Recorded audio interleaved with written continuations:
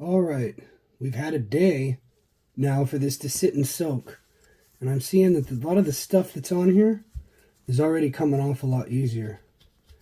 Well, I feel a little bit better today, so hopefully the same thing can be said about this motor. I'll go ahead and take the trash out of here. Now, just for the sake of getting this to rotate, I'm going to reinstall the flywheel. I see that some gunk has come out around the collet right here from the mystery oil. I'm going to reinstall the flywheel and put a couple of screws in to reinstall the head. So let's go ahead and just do that really quick. Alright, so that's on there as good as we're going to need it to be. The flywheel can just go back on. Alright, now we're going to see if we can get this motor, and pull this out real quick. Yeah, look at all that came off on there. There's really a lot of deposits in here, so right now we're going to see if we can get this motor to turn. Remember that we were locked up in there just like that. So, how about it, folks? Not turning by hand very easily. We set up our channel lock so we can grab the flywheel with it. That should work about right. And there we go. It's happening.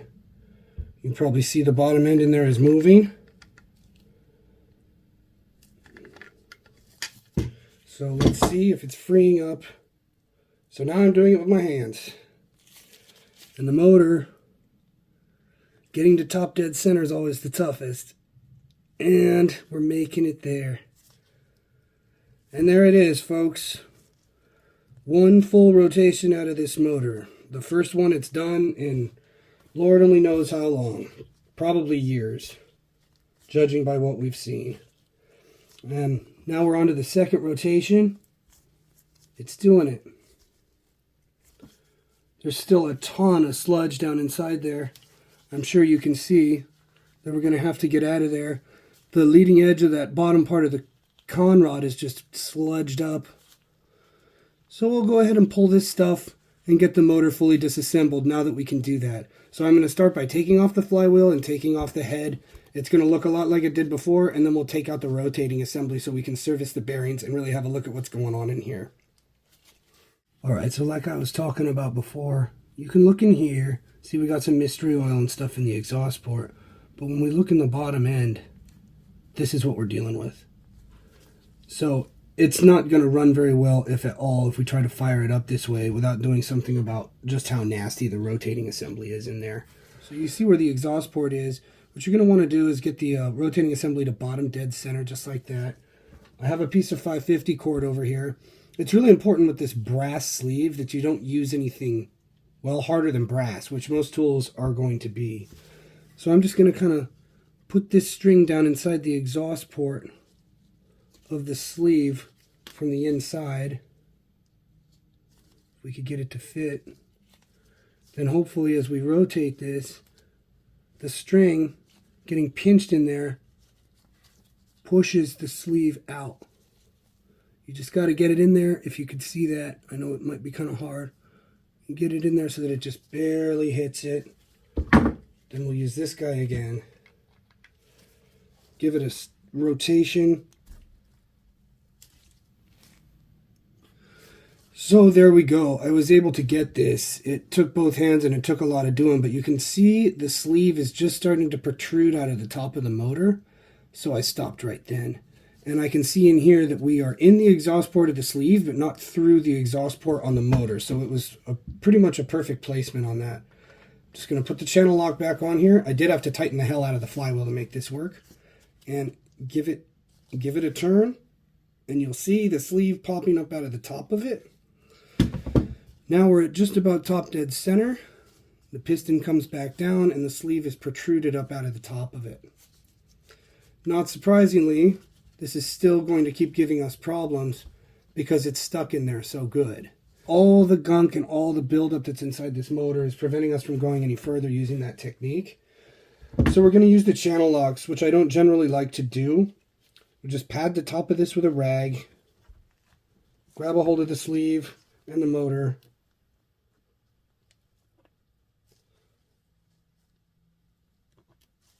see if we're got anywhere with it. we are close to getting this out of there. This is the worst one I've ever dealt with so far as this is concerned. There's no doubt about it. So let's just keep trying on it. I'm going to try to grab around the outside of the sleeve. Grab nice and tight. Try to make it so that the wrench doesn't slip. Oh, almost hit myself in the face with it, but we got it.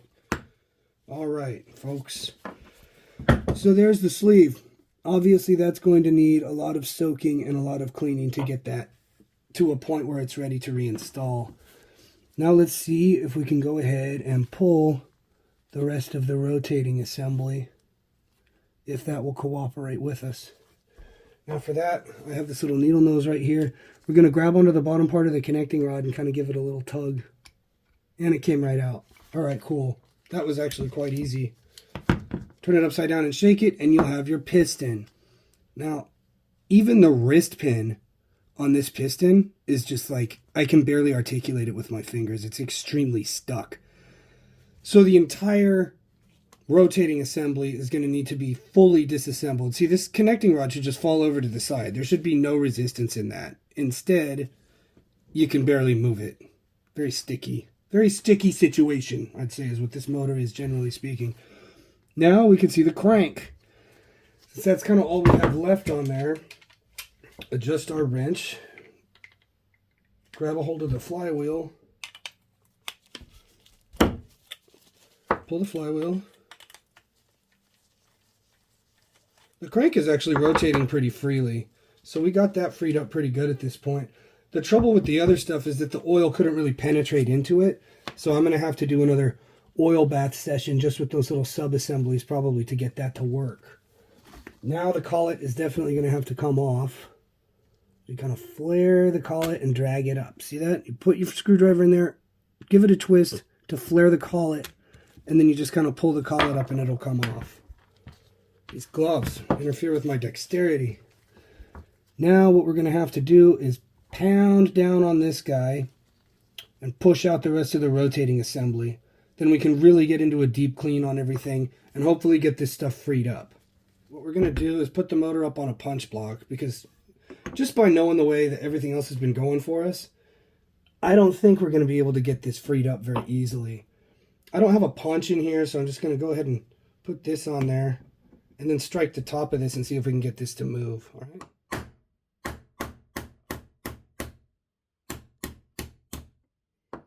It's coming. Slowly but surely it's coming out of there. We got about another 1/4 inch to go with this technique before we'll run out of space on it. There we go. Kind of hear it knock. So the crankshaft is almost out. See if we can't hang this kind of off the edge of the punch block and get it the rest of the way. We'll just put it up on here and do it that way.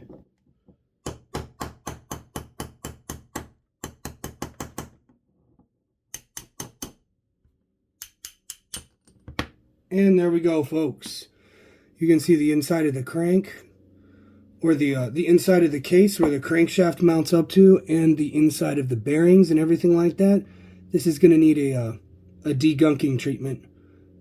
The bearings, they don't look to be too bad, but there's kind of like this crusty, greenish colored crapola all over everything, so that's going to have to come off. But there we go, folks. Down to the absolute nitty-gritty on the 3.3 Traxxas engine. Almost a full disassembly.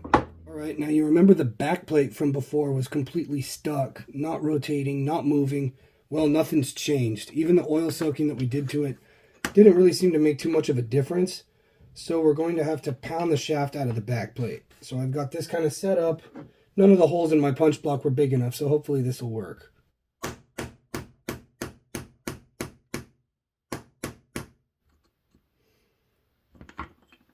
Alright, and we're getting that one to move a little bit. This isn't really that precise of a piece, so we can go ahead and just grab this with the channel lock, give it a turn, kind of pull on it, and there you have it. Now this right here has some of the worst buildup that I've seen on here, and you could see, like, even though some of it's still pretty easy to get off, a lot of this stuff is going to take a little bit of extra elbow grease. So that's why I have over here a selection of cleaning brushes. This is just a regular toothbrush, and this is steel. You got to be careful with the steel bristles because on aluminum or on brass, it can score stuff. I didn't see anything leaking out of this motor, so that tells me that this little backplate seal that this has is actually still good. So to minimize our risk of destroying the backplate seal, I'm just going to pull that off. There it is right there. And set that to the side, and we'll get to cleaning this guy. Hopefully we can do it with this, and it won't be too bad. And it's coming off little by little. So basically that treatment is going to be for this input shaft. The crankshaft's going to get it, all the rotating assembly, and everything into the bottom and the top end. Because you can see here, we've still just got this stuff just dumping out of the case of the motor. We've got a long way to go. So I'll be back when it's cleaned up. Remember seeing it like this, because hopefully it's the last time you will. There we go. You can see that I got most of the stuff off the back plate. So that's a combination of WD-40, 91% alcohol, and Marvel Mystery Oil. And everything that came out of it, if you can see that on the plate there, that's what that looks like. But that gives me serious pause when it comes to the bearings that are in here. So I'm going to go ahead. We set up on this punch block in a way that will hopefully work. Kind of janky. Set up on this punch block and try to pound out these motor bearings. Okay, so that is the forward case bearing, and you can see that the facing sides are both absolutely disgusting. So we'll see if we can get that cleaned up. You definitely wouldn't want to run this again. That bearing is completely seized.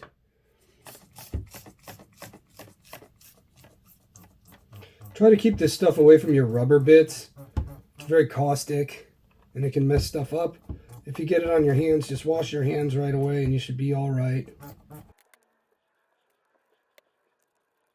So I broke off this bamboo skewer.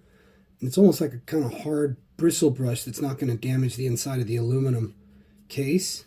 But this stuff is just unbelievably stuck in there. It's like cement. So I'm just going back and forth, hitting it with the greaser, rubbing on it with this, hitting it with the greaser, hitting it with this, and just see if we can get it unstuck. But the rest of the block's cleaning up pretty nice. You guys saw what the sleeve looked like before. The sleeve is looking nice. This honestly looks like we might have decent compression out of this when it's all over with. It would be amazing if it did. I'm not betting on it, but it may. Who knows? Maybe it will. So I got this, and we are going to have a look inside the case. These intake ports are completely filled with crap. So that's something that we're going to... There's the main bearing right there. So that's definitely something we're going to have to do something about it. So like I said before, going to keep going on this, and we will see where we are at with it. After what was just a ton of work trying to get a lot of these solid deposits out of here and a lot of the other stuff out of this engine, it's actually looking pretty good. So here we got the case. You can see it's just like miles apart from the way it looked before. I was able to service the main bearing in here, so that went together pretty well. This bearing was actually salvageable. I was able to save this. It rotates nicely and will work, especially after it's lubricated. The wrist pin, piston, everything like that, they ended up getting put back together and working pretty well. So we can start off on this one by reinstalling this front main bearing. So let's go ahead and do that.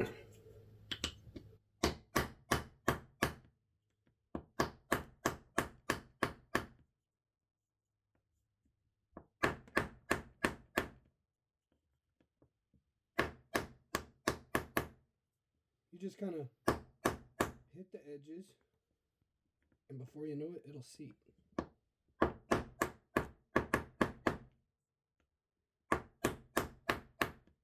And there we go. So that one's in place. Sorry again about the noise, and sorry to my son for messing up one of his little blocks there. But there we go. That bearing's in. I'm going to use a little bit of our mystery oil here.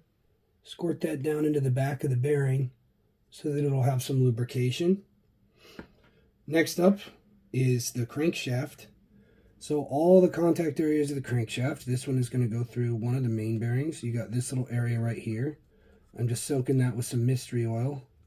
The back side of the crank plate right there. This is going to go in through the back, of course. And that's the start of reinstalling our rotating assembly. That feels pretty good. Oh, you know what? I forgot to lubricate this one main bearing that's inside here, so let's go ahead and do that really quick. There is a lot of oil going into here as we're reinstalling everything and rebuilding this, so if this motor does start and run, and that's still kind of anybody's guess, there is probably going to be a lot of smoke initially when we get it fired up. So that's in there. Now, let's go ahead and work on the rest of our rotating assembly. So right here, we have the connecting rod. There's the wrist pin, and of course the piston. There is some marring on the top of this piston, if you're able to see right there, that I didn't notice before because there was so much junk on the top of it. I'm not honestly sure exactly how that happened, but hopefully it's not too much of an issue. So we got, this is our retaining pin for it. And this is kind of one of the bigger boogers that you're going to be up against when you redo these motors, is trying to get these little rotating assemblies put back together. But hopefully it'll cooperate with us now that it's all cleaned up. We're going to put a little bit of lube in the top where the wrist pin goes. Oh, I want to drop this. Let's lube up the wrist pin itself a little bit. And you'll notice that one end of the wrist pin is open and the other one's closed. It goes in closed end first. That end's a little bit more rigid and it helps with the assembly. The inside of the piston was full of rust, but luckily it was surface rust, so I was able to eliminate most of that and get it out of the way. One of these holes is slightly larger than the other one, and of course that's where we're going to end up driving this guy through. So let's position our con rod inside here, get that lined up. We take our wrist pin, and that should, once it's lined up, we got it. It slid through the con rod. That was actually very easy to do, while getting that out of there was extremely difficult. So that goes to show that we made some real good progress on that. Now, of course, we need to install the little retainer. So there's that. I tend to do these with a tweezer. I'm not going to lie, it's a huge pain in the ass.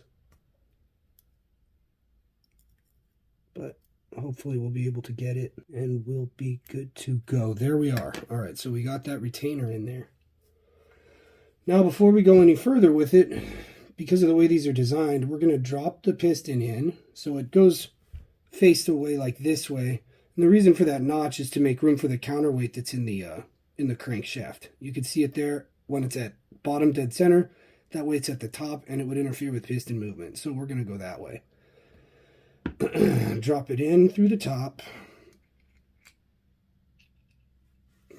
And we have this tweezer here. I'll just go ahead and grab a hold of it. Top dead center.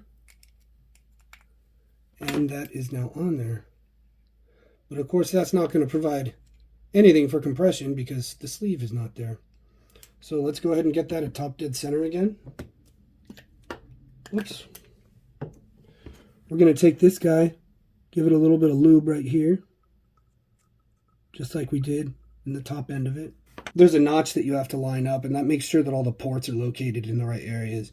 This motor has 3 intake ports, one big one, 2 little ones on either side, and then 1 exhaust port at the back. So it's a total of 4 ports. And if they're not lined up correctly, of course, the motor's not going to work too well at all. So now we got to line up the piston with the sleeve. And I think this might be just as difficult to get in as it was to get out. So let's see what we're up against here. Alright. Now we don't want it to go down and hit the piston until we can line the piston up and actually get it to enter into the sleeve. So that's kind of where we're at right there with it right now. It's at bottom dead center. There we go. All right, so you can see now that the piston is traversing inside of the sleeve. And it's time to install the sleeve the rest of the way, which all the lubrication helped us. The piston slid right into the sleeve. Now that that's done, we can focus on the back plate. I removed this gasket that goes on the back plate, and it was still serviceable, like I said, because none of that oil that was in the bottom end ended up getting out. There's a couple of clearance notches in this particular design, and again, that's for the piston when it's at bottom dead center so that it does not strike the back plate. So it's important to install that as it came off. So with everything else on there, we're going to need this, because this is what operates the starter portion in the bottom end. So this piece is going to go right into here, and now it just rotates so nicely. We'll line it up so that the these notches, they interface with the bottom of the connecting rod. So you got a kind of reference point for that. We'll do bottom dead center. This is at bottom dead center and top dead center because it has 2 notches, so either one would work. Go ahead and slide on that back plate. And now you'll notice that that's rotating with the rest of the rotating assembly. So that was actually done correctly, and it's going to work. Oh, also, I was able to service the one-way bearing.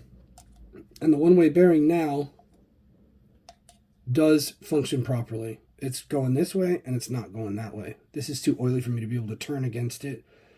The piston and sleeve in this actually feel like they have decent compression, which I'm very surprised about. The rest of the hardware for this motor is not cleaned up and ready to install, but basically all I have to do now is stuff we've pretty much already done. I'll put the heatsink head back on here, torque down the bolts like we talked about in a star pattern, and just give it that little extra German torque, right? Good and tight. The collet goes back on, the flywheel and the flywheel nut, get that one on there nice and tight so you don't have a loose flywheel. This is going to wait around until we have a starting system in mind. I don't want to use the cheesy start again, but I don't think I have an extra Traxxas pull start laying around. So maybe we'll have to rebuild one or use one off something else, or God forbid, drop some coin and get a new one. Here's our motor, all rebuilt. So like I said, I had to source a couple of bolts for back here because they were stripped, because before we had such a hard time getting them off of there in the first place. But check this out.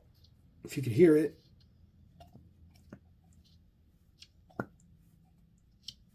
This actually has pretty good compression, ladies and gentlemen, which is incredible considering the condition that it was in.